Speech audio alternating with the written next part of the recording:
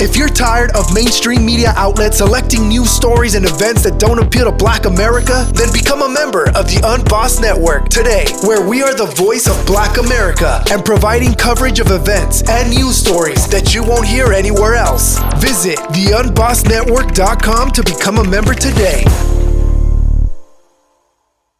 In fact, City Council President Shannon Hartin introduced what is known as Andre's Law, or file number 0196-2021, into law. And the sponsors of that bill were every single person on City Council, but it was led by Council President Shannon Hartin, as I just said.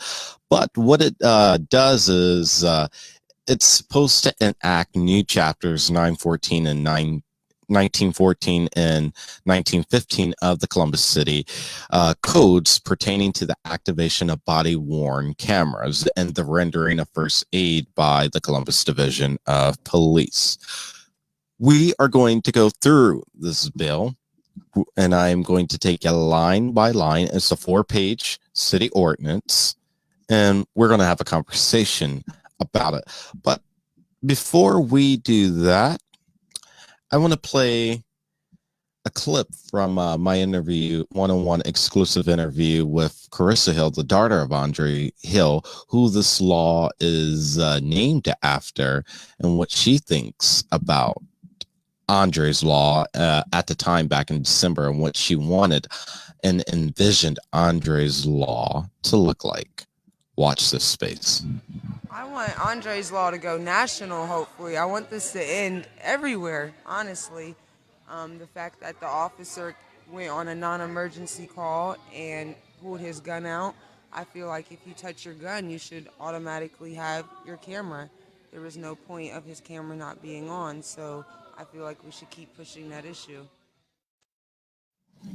So you heard her say right there that she envisions Andre's Law not just being here a local issue, but a local law, but she envisioned it being a national law. And sadly, it's a sad thing to say that you need laws like the Breonna Taylor Act, the George Floyd Act, and Andre's Law, even to be a thing here in America. And we're supposed to be the home of the brave and the land of the free, but yet Black folk are being lynched by police every day. It's a shame that we need laws here in the city of Columbus that says that when we step out our car, we are going to do what we said we would do when we took our oath of office, and we will protect and serve the community by rendering aid. That should be a no-brainer if you are an officer or first responder of any type, that if you see a person in need of aid, that you immediately render aid. Regardless of if you shot them or not, or if they're right or they're wrong, you need to render them aid. But apparently that's not common sense here in Columbus. So let's get right into it. What's in Andre's Law here? So Council is proposing the following changes to the city's revised codes. And the two changes that they are proposing are as follows. Number one, they are now going to require the activation of body-worn cameras during any enforcement action or other situation outlined in the directives of the Columbus Division of Police. Let me repeat that again. They are going to require the activation of body-worn cameras during any enforcement action or other situation outlined in the directives of the Columbus Division of Police. Wouldn't one think that your camera would automatically be activated, or that you would have the common sense or wherewithal to activate that body camera the moment you step out your cruiser and you get on the scene and you're interacting with folk?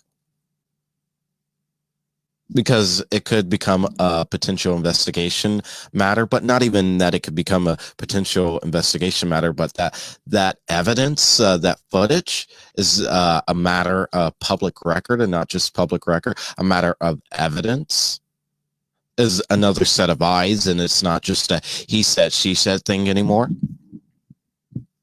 Wouldn't that be common sense? But no, we have to have a law stating that in any interaction that the public has with the police, and the moment you get out your cruiser and you walk on the scene, you need to make sure that body camera is activated. The second thing it's going to require is it's going to request that the police request aid from emergency medical services upon a use of force that results in serious bodily harm, as well as the rendering of medical aid under certain circumstances, also requiring police officers to obtain regular recertifications to render aid. Now, this right here, I totally just don't get, and it infuriates me. The second part of what they're proposing in Andre's law. And the reason why it infuriates me is because it says that they are going to require police to request aid from emergency medical services upon a use of force that results in services of bodily harm. In other words, they're going to make sure you call for an ambulance to get out there after you shoot somebody. Isn't that common sense? Isn't that part of the training that you should have received on day one when you were in the academy? If you shoot somebody, you need to call for medics. Isn't that common sense? Well, apparently, as my mom used to tell me, everything common ain't common sense. Everything that makes sense ain't common. I'm just saying, but that's what makes sense.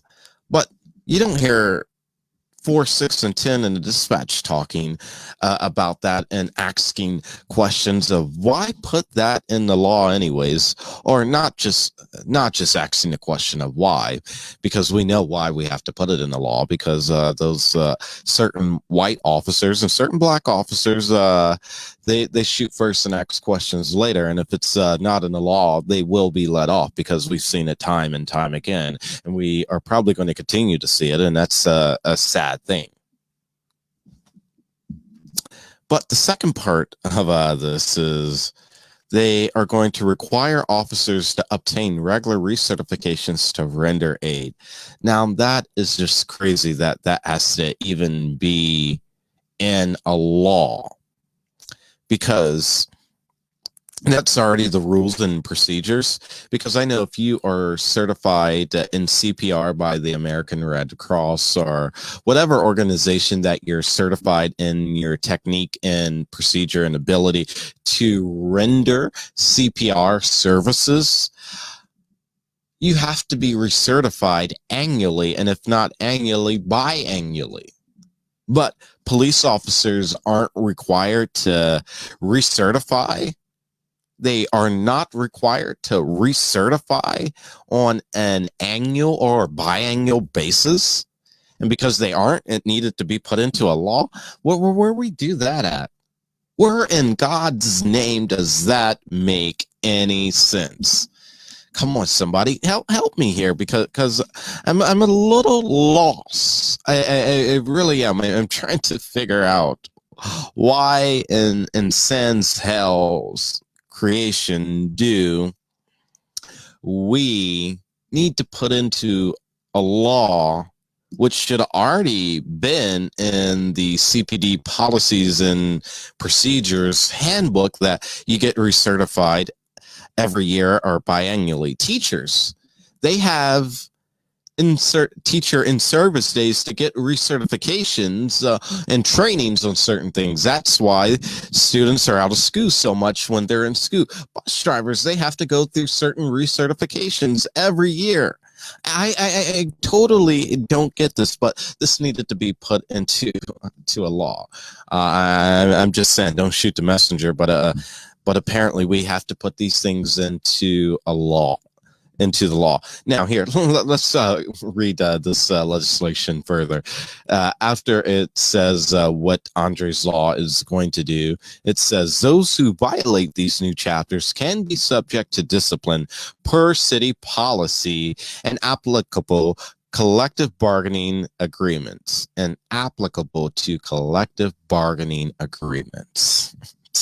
So, only way you're going to be disciplined if you violate these two is if you violate it according to city policy. But if the FOP says, oh, you did nothing wrong, you did nothing wrong because the FOP got your back.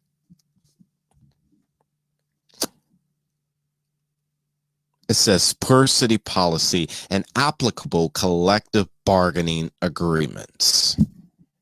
But it says, however, in egregious cases where the behavior evidence a reckless disregard for the express requirements of the new chapter pertaining to rendering aid, the city may pursue remedies beyond discipline, including the filing of criminal charges against violators for dereliction of duty.